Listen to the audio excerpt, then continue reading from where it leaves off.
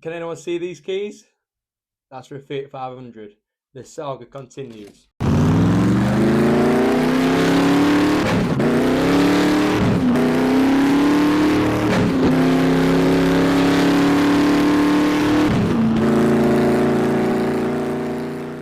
Hi there guys, just Lewis here again and welcome back to another episode of That's the Motor Trade. For anyone who watched our last video, I was talking about a customer who's purchased a Fiat 500 from us. We've had an absolute nightmare with this car, and would you believe it, the new car that we are giving to her has also gone wrong. Stay tuned for this one guys, hope you enjoy it. I'm definitely not going to. So welcome back to another video. For those who haven't seen our video prior, there's a Fiat 500 that we sold to a customer, a 63 plate with 59,000 miles, and it was an absolute nightmare from start to finish. We missed an MOT on the car, which we put our hands up for, and it turned out that the car had actually had a failed head gasket. We was getting pushed on by the customer quite heavily so that she could pick the car up. We missed some very basic steps from our side, and the actual attitude though from the customer was also really difficult in dealing with, and the amount of pressure that was being put on us. So what had happened was we had a Fiat 500. It was on our pitch unprepped. We had a customer give us a call, saying, "I've just seen your Fiat 500 driving past. Can we come and have a look at it?" I explained to her it needed some paint, so it wouldn't be something that she could take there and then. She had no problem. She just wanted to come and have a look. So she had a test drive in the car. Absolutely loved it. And why wouldn't you? It was a low mileage Fiat 500, good buy for money, in white with red interior. Yeah, what's there not to like? So we did her a bit of a deal on the car. We got talking about life, got a bit of a connection going on, to be honest with you. And I explained that we'd get the car in for paint, which is just behind us, and then we'd take the car for an MOT before she collected it. Now, this is where things start to go wrong. We took it for paint. There was a delay with the painter. One of his staff was off sick. And I give the customer a call just to explain what had happened. And she said, "Yeah, no problem. Take as long as you need." 2 days later, that mood absolutely changed out of nowhere. She really wanted the car. So I started putting pressure on our painter to get this work done. Now, we got the car back, and there was a couple of other things that we wanted to do from our side as we was prepping it. So we did a full service, replaced spark plugs, all that sort of stuff. The car had a little bit of lumpiness on it, as the only way I can explain it. When you turned it over, there was like almost like a slight misfire. But when we replaced the spark plugs, everything seemed to be okay and it went back to normal. And the spark plugs that came out were very dirty, what you call them, soiled, sorry.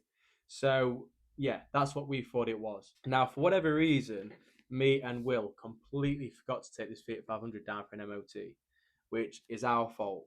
Okay, we put our hands up for that. But it was only due to the fact of the customer putting as much pressure on us that she was, is that we missed such a vital step in our prep process. It's something that we've never ever done before. I've never missed something on a prep for a customer. It's just not in me to do it. So she came and picked the car up. I wasn't here. I was away, I think, with my partner over the weekend. And Will had explained to her, "Look, we forgot to put the MOT on the car. Bring it back in and we'll get that sorted." So she took the vehicle, and then started to be very difficult. And she wanted work doing there and then. She wanted it doing the next day. Was explained, obviously, we just can't do that.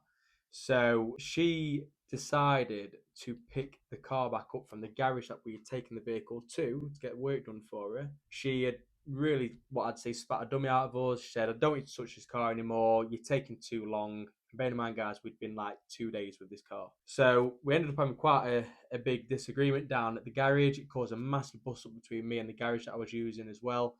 Big argument between me, Will, and them, because obviously you'd call it like a pressure pot. It was putting pressure on us, it was putting pressure on them down there as well, and that ended up going straight into an argument. So I said to the customer, "Look, take the car." She had a nephew that she wanted to do all the work with. I said, "No problem, take it down to him, I'll cover the bill. All I want to see is pictures of the work that's been done and why it's being done." For obvious reasons, guys. You know, she could say she wants every part replacing underneath. So I want a picture of the part that's failed so we can see it, and then also a picture of the part being put on. So she decided, for whatever reason, that she was actually going to take the car to Wales on holiday. So she travelled however many hours. We explained to her the car is not ready. We need to get some work done on it. So when she was on her way back, the car started to run lumpy again. So we got another phone call from her, obviously understandably not happy again. And I said, "Right, where have you been?" I've just travelled to Wales. Why have you done that? Right, okay. Take it back to your nephew. Please get him to get the work done. And then it stayed with her nephew for about a month and a half. So he's not even touched the vehicle at this point. Said it was a head gasket, then it weren't a head gasket. Just been an absolute nightmare, this situation. Anyway, I wanted to give her money back for the car because I was done with trying to sort out the situation. I felt like I'd sort of like lost control in the process, if I'm totally honest with you. The customer had all the control of the situation. She was really demanding just ludicrous things, and we was trying to do everything that she wanted. You know, say using a nephew who ended up didn't doing the work and stuff like that. It ended up turning out that he reckons that the head gasket were failing, even though originally said he's done a compression test and it was all okay. So I told her, come into my office in the week, let's get the situation sorted out. I said, do I want to give the money back for the car? But then I was thinking more along the lines of customer satisfaction, which I'm massive on. I don't like making customers unhappy. As a rule of thumb, I'll always try and make any of our customers happier, and the same goes for Will. Sometimes, yes, you'll get what you call a rude customer, and you have to just what you call level them out, is what I call it. But if I know my customers do have an issue, I do tend to try and help them the best that I can.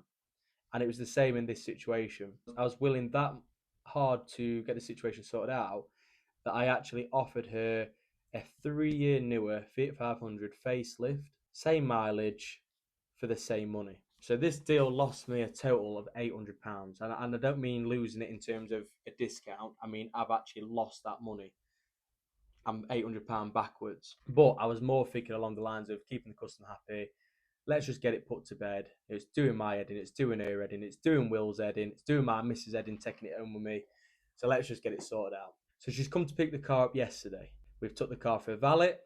Sorry, I'm lying. It started with I travelled to Leeds to go and pick a car up from Mannheim.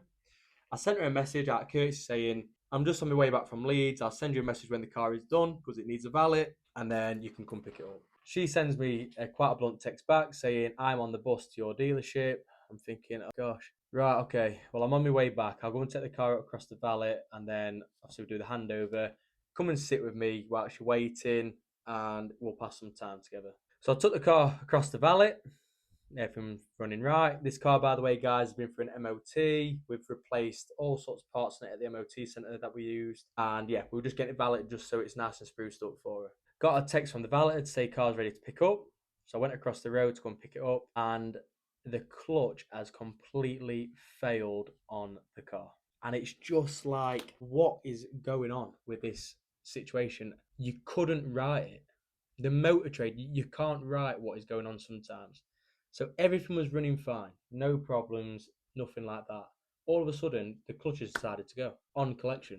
I mean, what am I supposed to do in this situation? Someone please tell me how am I supposed to sort this out? I don't have a clue. So, understandably, I was quite nervous to come back and explain what had happened. And I came into the office, said to her, we need to have a talk. So she's going, oh, no, no, no, no. The clutch is gone. So she's not happy again, understandably. I says, look, I cannot control what has gone on. I can't. And I also can't tell you why this has happened. And she goes back, this is just my luck. I'm very unlucky. And I thought, maybe that's what it is. But you're rubbing off on me. So we've got a Fiat 500 outside, which has no clutch. It's also lost all its brake fluid or whatever it is. So there's definitely a leak there somewhere, probably from the master cylinder. Or I think there's some like Union J's or something like that can crack and leak. So I rang Will up because Will wasn't here yesterday, explained to him, which we were just both absolutely flabbergasted, and we're just done with the situation, if I'm honest. So I'll go and show you the car, show you what it's doing, and then, yeah, I'll show you what the plan is going forward of how we're going to sort it out. So, in regards to the clutch, when you put your clutch down, there's just no pressure, and that just goes straight down. There's no give on it or anything like that. So, the car won't go into gear either. So my clutch is obviously down here, and it won't go into gear. Try and put it into reverse. Oh, that doesn't sound very nice. I'm going second, third, fourth, or fifth. So it's an absolute nightmare. And sometimes it just doesn't matter what you do. There's just a certain customer where everything seems to go wrong. Very rarely does it happen, but in this situation, everything is going wrong. So I generally just want to give her her money back for the car. Just go and buy a car somewhere else. Leave me alone. Let me get my life back in order. But obviously, you can't run it like that because not everything's perfect all the time. So I've got to get it sorted. So I've told her we're going to put a new clutch kit in the car because whilst we're at it and replace the other part, just be my luck in this situation that if the clutch hasn't actually failed and it is just a master cylinder or whatever, or just a leak in that piping, it'd be my luck that the actual clutch fails a week later. So I said we're going to do all that, which she's happy with but not happy with. And that also goes back to the fact that I will not be buying any more Fiat 500. So if any customers are looking for a Fiat 500, please do not come to me because I will not have one. But that's just a quick story of what's going on. It's the real life of owning a car dealership. Not everything's also always sunshine and roses. Things go wrong, guys. Things go wrong more than what you think with companies. Like I said, I know some companies that make out that they're doing absolutely fantastic, no problems and all that sort of stuff. I'd rather show you the honest side of things, that things do go wrong.